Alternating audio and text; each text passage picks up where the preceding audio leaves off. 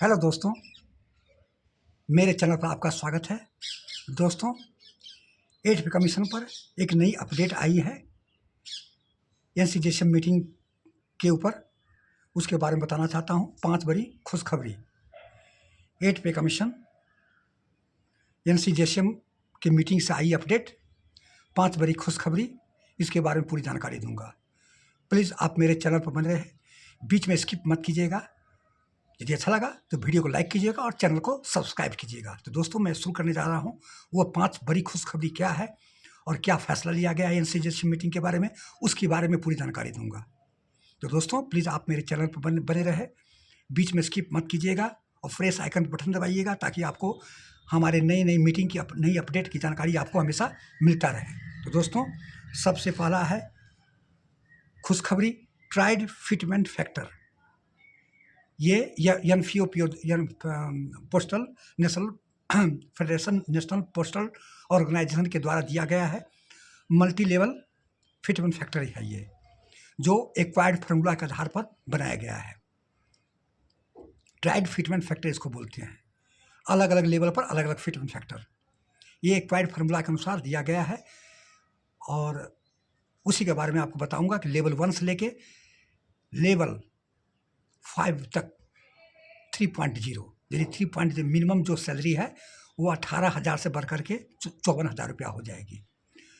और लेवल 6 से लेकर के लेवल 12 तक 3.10 और लेवल 12 से लेकर लेवल 18 तक मैं आपको बता रहा हूँ कि ये 3.25 फिटमेंट फैक्टर होगा। तो दोस्तों, इसको मल्टी लेवल फिटमेंट फैक्टर बोलते हैं।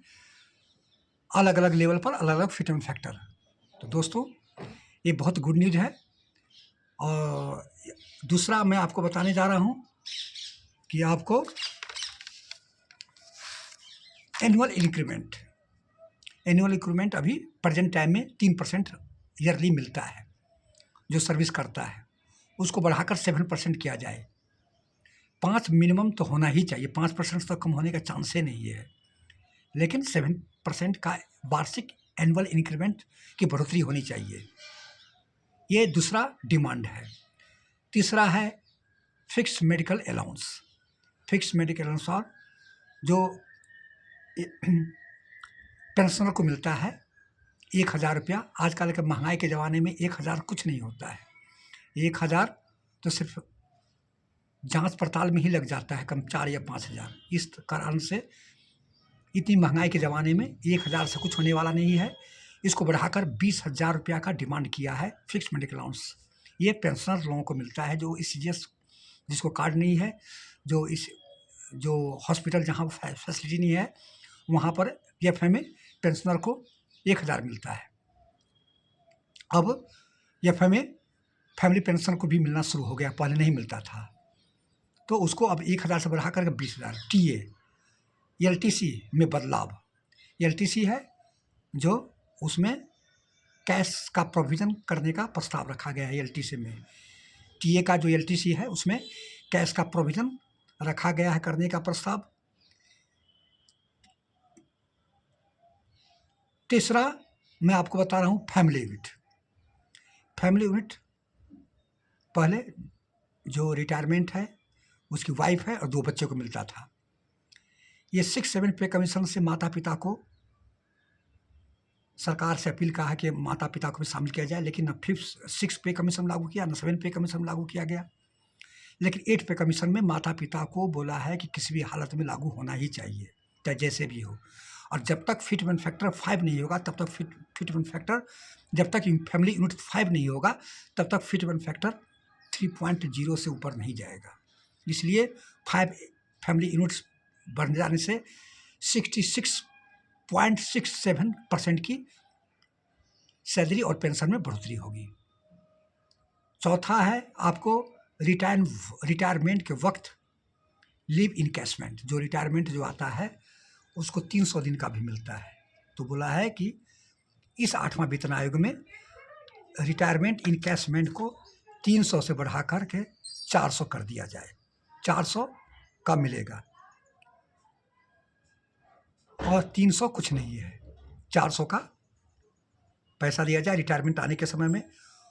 ओपीएस रीस्टोर, ना एनपीएस चाहिए, ना ओपीएस चाहिए, यूपीएस चाहिए, क्योंकि अभी एनपीएस से यूपीएस में सिर्फ 23 लाख कर्मचारी में से सिर्फ 1 लाख स्विच किया है, इसलिए न एनपीएस चला है न यूपीएस चला, इसलिए ओपीएस का रीस्टोर किया जाए, ओपीएस को बहाल किया जाए। तो दोस्तों ये अभी 2 दिन की मीटिंग समाप्त हुई है, उस मीटिंग के दौरान में ये सब फैसला और ये डिमांड फैसला लिया गया है। अभी 1 सप्ताह की मीटिंग चलेगी, ड्राफ्टिंग कमेटी की मीटिंग 1 सप्ताह चलेगी, 1 मार्च तक। जैसे ही जैसे मीटिंग का नई अपडेट जो आएगी, वो डेली मैं आपको लॉन्ग वीडियो बनाकर दूंगा कि क्या-क्या अभी नई अपडेट आई है और क्या-क्या सरकार के सामने में क्या-क्या डिमांड रखा जाएगा, क्या-क्या डिमांड। तो दोस्तों ये 5 बड़ी खुशखबरी है जो आपको बताया हूँ, और ये होना भी चाहिए क्योंकि इतनी महंगाई बढ़ रही है, इतनी ज़माना हो गया है। इसके बाद आपको पढ़ाई-लिखाई खर्चा, बच्चे को पढ़ाना लिखाना, सारे चीज़ आसमान की ओर बढ़ रहा है महंगाई के कारण। और इसमें ये भी नहीं है कि इतनी बढ़ोतरी होने के बाद गवर्नमेंट का लॉस होगा। जैसे ही पे और पेंशन में बढ़ोतरी होगी तो क्रय शक्ति बढ़ जाएगी। लोग मार्केट में, म्यूचुअल फंड में, इंश्योरेंस में, शॉपिंग मॉल में सब जगह खरीदना करेगा। उससे क्या होता है कि भारत की अर्थव्यवस्था की ग्रोथ आएगी।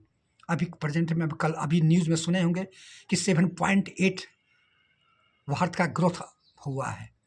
जैसे ही ये यदि केंद्रीय कर्मचारी की यदि सैलरी अच्छी खासी मिलनी जो हो जाएगी तो 8 से ऊपर चला जाएगा, क्रय शक्ति बढ़ जाएगी।